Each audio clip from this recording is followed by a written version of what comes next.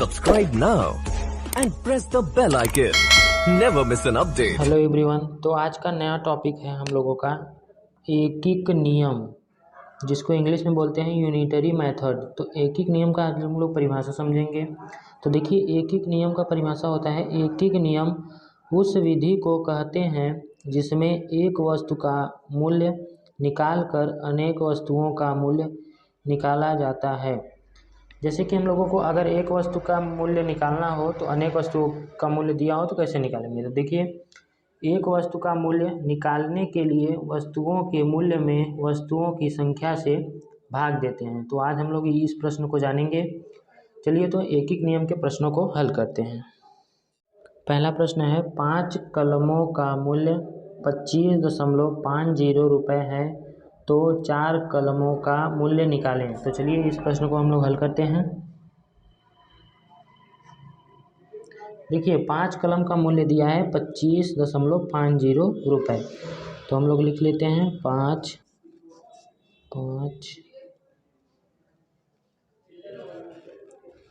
कलमों का 25.50 रुपये। हम लोग एक कलम का निकालेंगे मूल्य। तो यहाँ पे एक कलम का मूल्य बराबर हो जाएगा 25.50 रुपये में 5 से भाग दे देंगे। तो यहाँ देखिए, 5 कलम का मूल्य अगर इतना दिया है, देखिए हम लोग काटेंगे 5 एकम 5, 5 पच्चे 25, दशमलव लगाएंगे, 5 एकका 5, तो हम लोगों का आ गया 5.10 रुपये। देखिए, एक कलम का मूल्य आ गया। अब हम लोगों को निकालना है 4 कलम का। तो यहाँ पे लिखेंगे 4 कलमों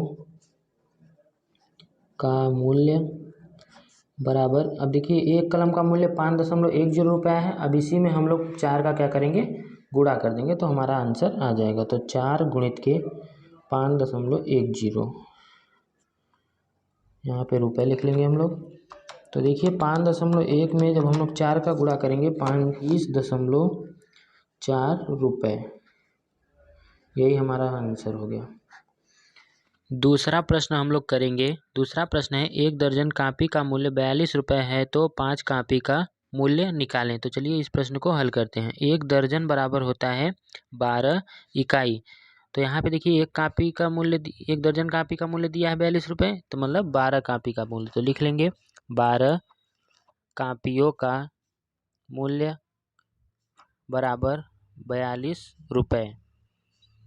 देखिए, 12 कापी का मूल्य 42 रुपये दिया है, एक कापी का मूल्य हो जाएगा 42 में 12 का हम लोग भाग दे देंगे। तो यहाँ पे देखिए, हम लोग काटेंगे इसको 6 से काटेंगे, 6 दूनी 12, 6 सत्ते के 42, तो आ जाएगा 7/2 रुपये। अब देखिए, हम लोगों का एक कापी का मूल्य आ गया है।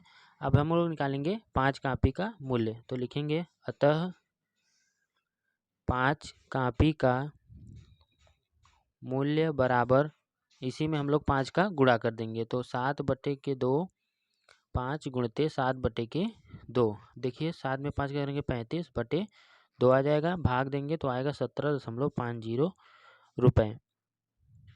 तो हम लोगों का 5 कापी का मूल्य आ गया 17.50 रुपये।